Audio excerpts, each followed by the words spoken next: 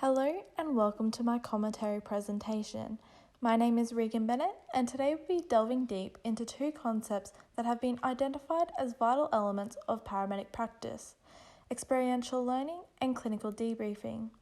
In addition to the evaluation of these concepts, reflection on how experiential learning and clinical debriefing have been amalgamated into my clinical practice thus far will be further explored.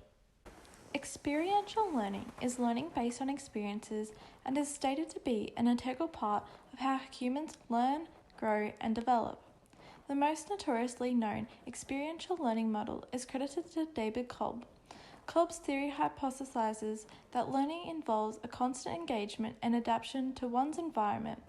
As personnels create knowledge from experience, reflection, feeling, and thinking. Kolb defines experiential learning in more depth, stating it is a form of learning in which the learner is directly in touch with the realities being studied. Hence, significantly differs from the types of learners who merely just read, hear, or write about the desired subject. The foundation of Kolb's experiential learning model is established on a learning cycle that is formed by 4 phases, these being concrete experience, reflective observation, abstract conceptualization, and active experimentation.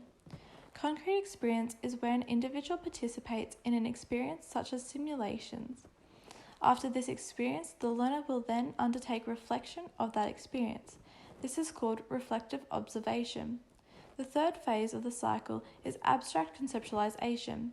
This is when the learner uses the reflection aspect of the cycle to identify areas of the experience that requires improvement to enhance future outcomes. Lastly, active experimentation is when the learner uses the information gained in the previous stages of the cycle to direct and alter his or her future practice. Even though there are 4 clear stages to Kolb's model, he identified that individuals acquire knowledge based on their learning style preferences. Hence, will routinely integrate 2 of the phases into their experiential learning more than the others.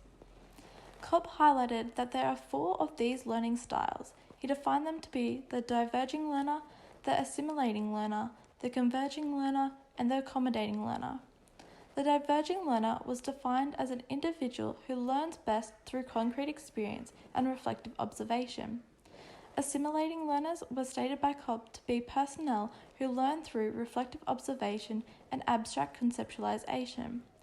The converging learner was identified to learn best through the combination of abstract conceptualization and active experimentation, whereas an accommodating learner is an individual who favors concrete experience and active experimentation for their learning preferences. Furthermore, clinical debriefing has been defined by Lavar, Pepin, and Cosquet as the analysis of an experience or an event after it has occurred. Thus, debriefing is a discussion after a clinical experience which informs the parties involved on their performance in hope to improve future clinical practice. Lavar et al. Further highlights that reflection on experiences is a main element of educational debriefing and as such is interconnected with experiential learning models as they both play critical roles in optimizing learning outcomes. After reviewing current medical literature, it was apparent that there are numerous beneficial applications for clinical debriefing. Lusk and Faxer states that clinical experiences, for example through clinical placements or simulations, provide medical personnel a gateway to develop and enhance necessary skills. Applying learning to real-life situations, making sense of clinical experiences through analysis, and reflecting on personal feelings and emotion were identified by Lavar et al. To be vital elements of debriefing.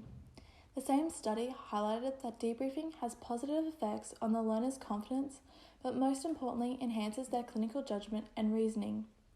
Lusk and Fater illustrated that the structure for debriefing was developed by Tanner's model of clinical judgment, which encompasses 4 phases: noticing, interpreting, responding, and reflecting. The reflection aspect of the model is an integral element that is used to reflect on the individual's actions during the clinical experience and examine necessary knowledge needed for clinical judgment. It was highlighted that the reflection should occur at the start and end of the debriefing process, as it is recognized as a significant factor in the development of clinical judgment. The noticing phase of a debrief is a discussion about the judgment, decision-making, and clinical actions of the individual. The next phase is the interpreting phase, and this is when the negative and positive aspects of the experience is identified. Responding is the fourth stage of the debrief and is when the right clinical actions and decision-making is highlighted to ensure that the individual can implement the best practice principles into their future practice. Additional research reinforced that the concept of debriefing improves clinical practice and also emphasized that debriefing optimizes the experiential learning activity experience. Debriefing offers the opportunity for educators to elicit responses that promote clinical judgment development and optimally enhance best practice principles. Hence, through the implementation of experiential learning and clinical debriefing, healthcare professionals are able to enhance and improve their medical skills and clinical judgment. As the demands of today's pre-hospital healthcare environment is rapidly changing and adapting, the need for a high standard of healthcare is paramount. Therefore, this highlights the relevance of experiential learning and clinical debriefing methods within paramedic practice. Through simulations and clinical placements, which are vastly integrated into the curriculum of paramedic degrees, students are able to develop clinical experiences which, once debriefed about, allow students to enhance their skills, decision-making capacity, and clinical judgment. These two concepts also provide relevance to paramedic practice as it provides students and clinicians with a gateway to apply theoretical knowledge to a real-life event which subsequently improves their clinical performance. Furthermore, debriefing after a clinical experience is also employed by many health professionals after a stressful event to help prevent post-traumatic stress, or to allow the clinician to express and release their feelings and emotions. Hence, as paramedics often face confronting and stressful situations, it is fundamental to debrief about these cases for the psychological and emotional well-being of the paramedic. Therefore, it is beyond evident that experiential learning and clinical debriefing have significant relevance to paramedic practice, as a combination of these concepts, when integrated into paramedicine, assists paramedics to provide the best possible care. Through research of experiential learning and clinical debriefing, I was able to identify that I have subconsciously implemented these concepts into my clinical placement experiences thus far. The thorough appraisal of Cobb's experiential learning model exposed to me that I am an accommodating learner. I learn best through concrete experience and active experimentation. Therefore, due to my learning style preference, being involved in clinical placements are extremely beneficial in enhancing my clinical skills and clinical judgment.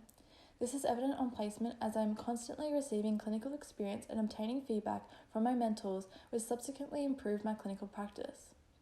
An example of how I've encompassed experiential learning and clinical debriefing into my paramedic practice manifested in a particular case on my previous placement. The crew I was on with was sent to a 50-year-old woman, GCS6, with status epilepticus. We were met on scene by a CCP who asked me how much midazolam I would like to give this patient. Following the Queensland Ambulance Service guidelines, I stated I'd give 5 milligrams. The CCP further stated he'd only give this patient 2.5 milligram doses. This was due to the patient's medical history, as she was a palliative care patient receiving chemotherapy, thus was rather petite. As I was focusing on the presenting condition instead of my patient, I felt rather embarrassed, as even though I knew the right drug dose, I did not use clinical judgment and decision-making to alter the treatment to suit my patient. Whilst completing the paperwork for the patient, the CCP and my mentors performed a debrief with me about this patient. This was beneficial for my future practice, as I am now able to use better clinical judgment when making treatment choices for individual patients instead of following clinical guidelines exactly. This is one of many cases that my mentors would perform a debrief after. When debriefing, we would identify negative and positive aspects of the case, which allowed me to identify areas of my practice that needs improvement, as well as areas that I was able to perform well. Due to the clinical debriefs that took place throughout the course of my placement, at the end of the 6 weeks, I was able to identify that they were effective in improving my skills and knowledge and enhance the care I was providing my patients. Medical literature underpins that experiential learning and clinical debriefing work in unison and are core elements of paramedic practice as they assist in professional development.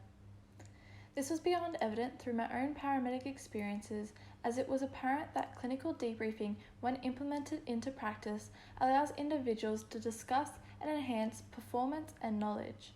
In addition to this, by using Cobb's experiential learning model, it exposes to clinicians their weaknesses and strengths, thus improves patient care. Henceforth, as a future paramedic, these concepts are paramount to incorporate into my clinical practice to ensure I am constantly learning and improving my clinical judgment, decision-making capacity, skills, and knowledge. This will further allow me to provide the best patient-centered care possible.